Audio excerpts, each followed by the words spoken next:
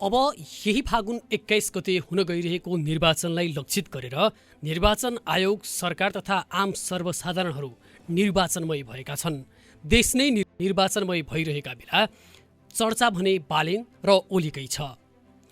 Gen Z विद्रोहको जगमा बनेको वर्तमान सरकारले फागुन 21 गते निर्वाचन गराउने घोषणा गरेसँगै विभिन्न राजनैतिक दलहरूले आफ्नै टीका टिप्पणी गरेका थिए। खास गरी नेकपा एमाले अहिले गठन भएको सरकार असंवैधानिक अर्थात् संविधानले नचिन्ने खालको सरकार भएको र यो सरकारको उद्देश्य निर्वाचन गराउने नभई केवल केही सीमित व्यक्तिहरूको स्वार्थ पूर्ति गर्ने रहेको र देशभित्र तथा देश बाहिर रहेका शक्तिहरूको मुख बुझो राख्नका लागि वा भनौँ उनीहरूको इच्छा अनुसार काम गर्नका लागि मात्रै गठन भएको र जुन विघटित संसद छ त्यसलाई पुनर्गठित गर्नुपर्ने लगायतका माग राखेर सर्वोच्च अदालतसम्म पुग्यो।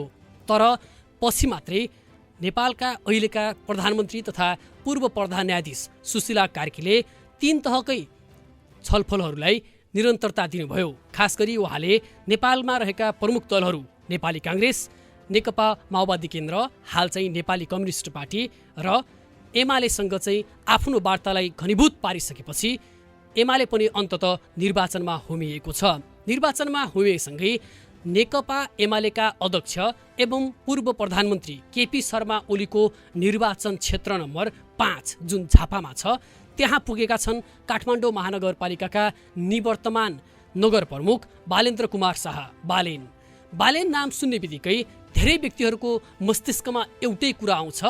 बालेन भनेको कालो चस्मा लगाउने, थोरै दारी पालेको, जो धेरै बोल्दैन, काम गरेर देखाउँछ।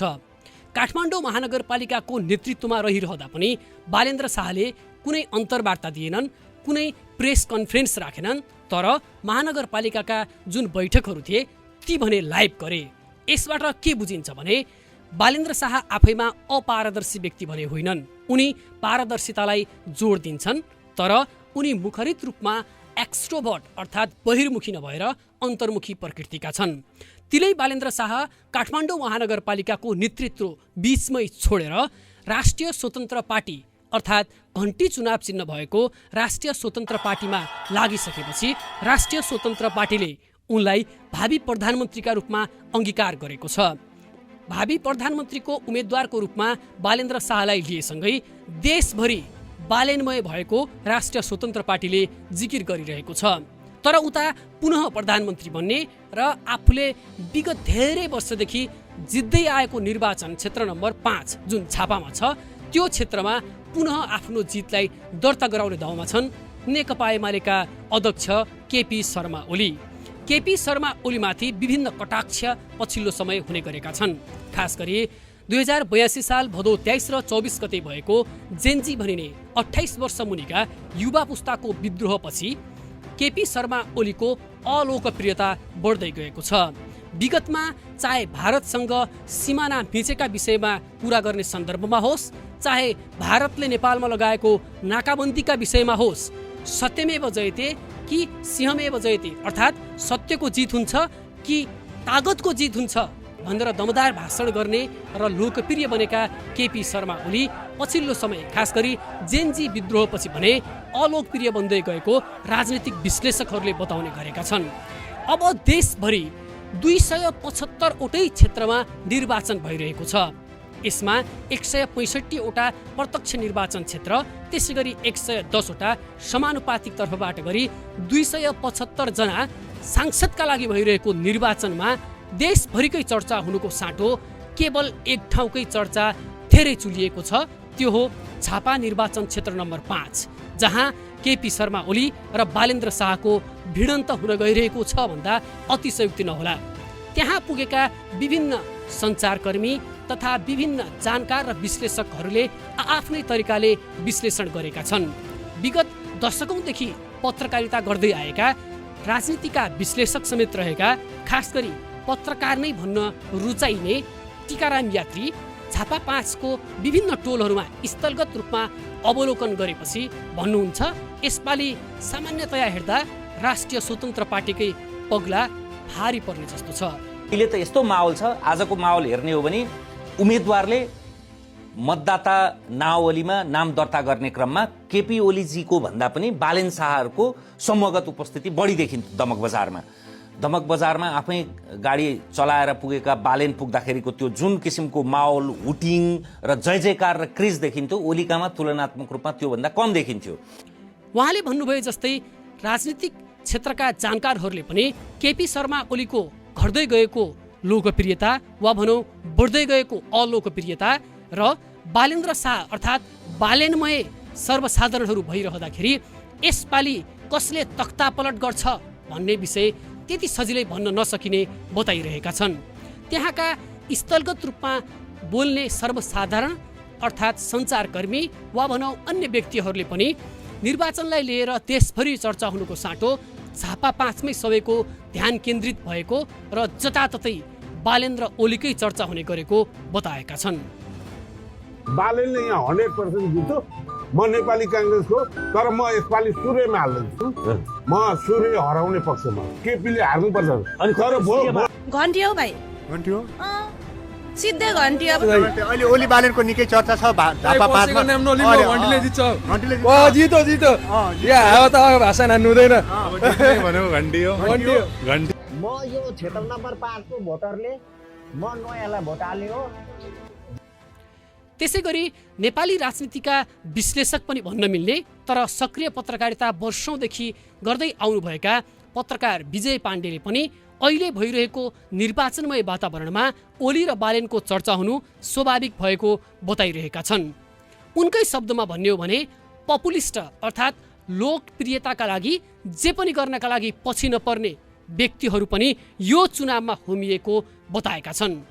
उनकै कुरालाई कोट गर्ने हो भने अहिले जुन निर्वाचनमा जुन एक किसिमको निर्वाचनमय वातावरण देखिरहँदाखेरि पपुलिस्ट अर्थात् आफूलाई चर्चामा ल्याउनका लागि भएका वा गरिएका क्रियाकलापलाई आधार मानि अब देशकै नेतृत्व लिन्छु भनेर अगाडि बढिरहेका बालेन्द्र शाह वा भनौँ बालेनले आफ्नो पक्षमा मत ल्याउन सक्छन् र विजयी भएर आगामी सरकारको नेतृत्व समेत गर्न सक्छन् भनेर त्यति सजिलै भन्न सकिने अवस्था भने छैन।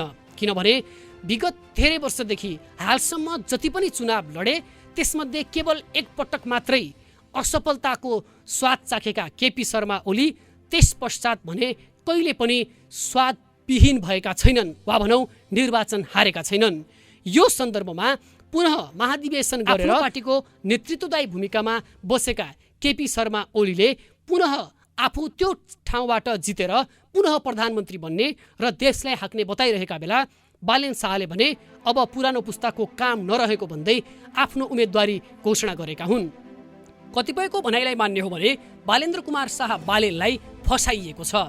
फसाइएको यस अर्थमा कि बालेन्द्र कुमार शाह जित्नै नसक्ने स्थानबाट उठाइदिएर राष्ट्रिय स्वतन्त्र पार्टीले बालेन शाहको पक्षमा रहेका जनमतलाई आफू पक्षतिर पार्ने तर जनमतको कदर गर्नुपर्छ भन्ने नाममा बालेन शाहले जित्न नसक्ने स्थानबाट उठाइदिँदा उनी पनि जित्न नसक्ने र अन्तत्वगत्ता राष्ट्रिय स्वतन्त्र पार्टीले यदि बहुमत ल्याउन सक्ने हो भने पनि फेरि प्रधानमन्त्रीको रूपमा रवि लामिछाने नै बन्न सक्ने अवस्था रहेको भनेर कतिपय जानकारहरूले बताइरहेका बेला सोही राष्ट्रिय स्वतन्त्र पार्टीका राष्ट्रिय प्रवक्ता समेत रहेका मनिष कुमार झाले भने बालेन्द्र कुमार शाह अर्थात् बालेनले झापा 5 आफैले रोजेको बताएका छन्। झाकै कुरालाई आधार मान्ने हो भने बालेन शाहले आफ्ना विभिन्न कार्यकर्ता र विभिन्न उपकरणहरूको प्रयोग गरेर झापा 5 को स्थलगत अर्थात् माइक्रो इलेक्सन सूक्ष्म रूपमा गरिने निर्वाचन जस्तै एउटा प्रक्रिया समेत पूरा गरिसकेका छन्।